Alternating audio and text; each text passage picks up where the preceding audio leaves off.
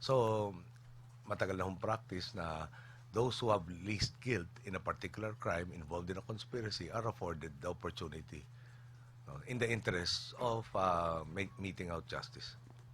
Ibang topic naman. Sa issue naman ng Senate Presidency, una magtatanong si Raymond Tiraza ng Bombo Radio. Good afternoon, Mr. President.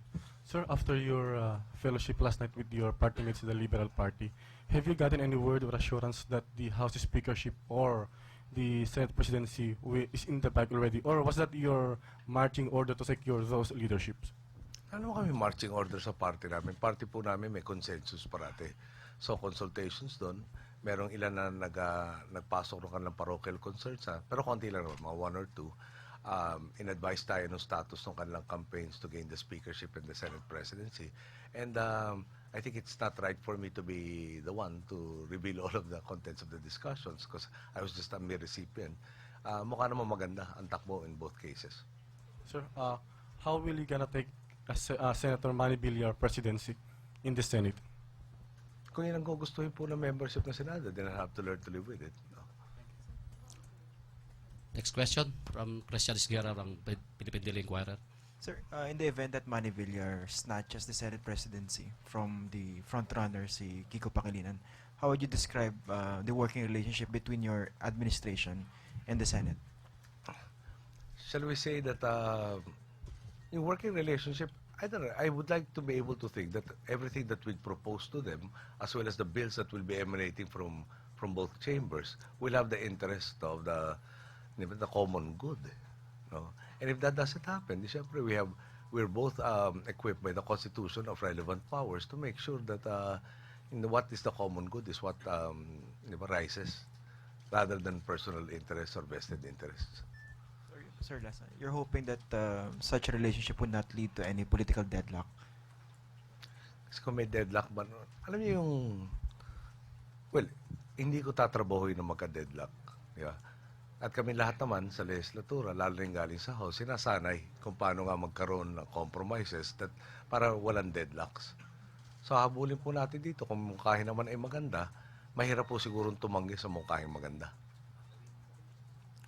Last question sa pork barrel issue, si Belia Carriazo ng Bandera. No, sir, hindi sa pork barrel. Regarding also on the liberal gathering, you mentioned in your speech the word wala ng GMA. Can you expound on this, sir? Well, I would like to think that our governance will be, if not the total opposite, talagang very, very opposite to the governance that has expired and transpired in this country for the past 9.5 years. No? Now, yung walang GMA, in the sense that we want our governance to beat that. No? And that is precise. Yung sample, I think in the legislature, kami mga naging miyembro ng oposisyon, pare-pareho may membro ng legislatura, pero may trato sa kaibigan at may trato sa kakampi. Ay sa kalaban rather, no?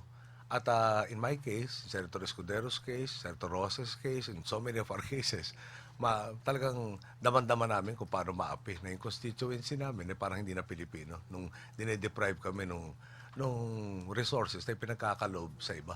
At ang masakit nga ho dun, yung pinagkakalooban na iba, hindi na ho parehas, talagang lamang na lamang po sila dahil pinanindigan namin yung palagay namin tama.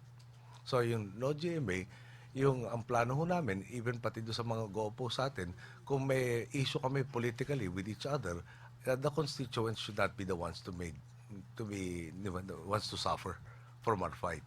It is a democracy really has to engender the exchange of ideas, no, between opposing camps to come up with probably a better idea most, if not all of the time. Dilon Porcala from Philippine Star.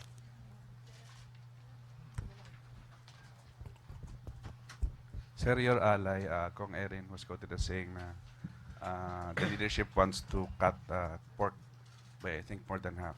Would you be supporting it? He texted me, and I think he did make it. He was asked, I understand, and this is his explanation. He was asked, what would you do to trim the deficit? And his suggestion was, bakit di natin bawasan yung pork barrel? And he stressed the fact that that was his personal opinion. Well, kung bibigyan lang sa akin, thank you.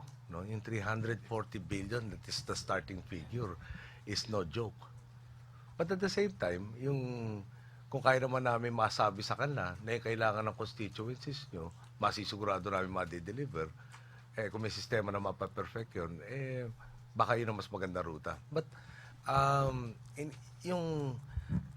before I became a congressman, parang image ko sa pork barrel, pareho ng lahat, no? Na talagang total graft to at walang silbi.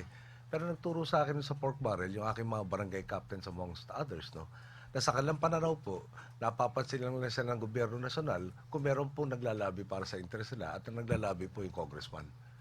No, nagpapaalala sa national government na ito mga pangangailangan ng bawat lugar. So, in that sense, used correctly, it can be an equalizing fund distribution system.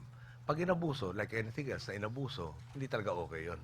Ngayon, yung proposal ni Erin, I welcome that, but at the same time, I recognize that we have not come up with a perfect system, that we can identify everybody's needs all the time and address them in the most judicious time possible. Siyempre, parati may tension yung big na national projects, for instance, for disaster mitigation, no? Disaster risk mitigation, rather than a farm-to-market road in some place in the country. Yeah. So, that is one of the possibilities. But, again, minimum na gagawin natin sa pork barrel is there will be a menu, yung spending will be constricted into items, hopefully, no, that can be visible and demonstrable as having adhered to the principle of judicious use of the public funds. In short, the pork stays 70 M sa Kong. Tapos Yung figure, as you know, we're still studying the budget. Yung, included pa rin. as a concept, no? Pero ano ba yung figure? Yung, I'll give you some of the numbers. Bakit tentative yung sagot, no? In the briefing, prior to our assumption to office, my economic and finance teams were telling me yung amount of releases already of the budget are above 60%. Medyo significantly above 60%. And we're already just at the 50% of the time frame for that budget. Tapos sa explanation, most of it went to personal services na ina-advance raw pala ang releases. No? Yung problema dyan, yung calamity fund, as an example, ganun rin, over 50% na nagastos dahil pinuno yung kulang raw last year also. Ang problema natin dito, yung karamihan ng bagyo, parating pa lang. No? We're visited by something like 23 to 24 typhoons a year. At marami, yung starting September, dito sa Bismin raw normally pupunta. So, bago tayo, di ba, inulit-ulit ko naman bago tayo magagastos, checkin muna natin ano ba yung mga obligasyon na natin, ano ba yung natitira dyan panggastos, tapos determine natin paano ba pinakamagandang paraan na gugulin yung natitirang pwedeng gastusin. Ballpark, sir, ng 60% pesos. Ballpark ng 60%. Na nagastos. I'll have to refer you to Secretary Abad, no? Kasi we were having broad strokes yesterday. Kasi yung ang dami na namin dinidiscuss over the period of roughly 1 week na pala kami. No. Na yung one of the things I think you want to ask me about are the landmines, no. Yung may mga nire-report sa akin na lahat ng nakarinig nung report, ang unang tanong, bakit pinasukan tong ganito? Talagang walang sense from an economic point of view, from a business point of view, or even making government run more efficiently. Tapos, palagi ko, minsan ko ng press conference, lahat itong mga nadidiscover na bakit nangyari yan. At yung bakit nangyari yan has implications on what we can do. And we're not talking about items that we knew beforehand. Dami na di-discover. And I'm still awaiting all of the reports of the various departments as to all of these things, no, that they have been discovering. Now, why is it taking time? Di ba? From yung transparency of the previous administration was really wanting. O, hindi nga ipinapakita sa iyo, hinahanap namin ngayon. Bago ko tayo magdidireksyon, di ba? Correct identification of the problem is a minimum na requirement to come up with the correct solutions. Neil Girigoran, DZRH. Good afternoon, Mr. President. Ay, sorry. Sir, based on your statement, ito yung isa sa mga recommendations ni Congressman Tanyada. Meron ba kayong chance, sir, kahapon sa seminar sa Tagaytay to consult with other members of Liberal Party? I think they will come up with a consensus. We have a regular caucus. No? Then they send their consensus to me. So far, ang stand nyo, sir, is an equal distribution of pork barrel, whatever party affiliation you belong. There will be everybody who's entitled, no, to this, and by everybody we mean particularly the constituencies. No, nobody will be deprived of their just share. No. Okay, thank Now, you, as to sir. what the just share is, that has to be determined. Marie Ruiz, Radyo ng Bayan.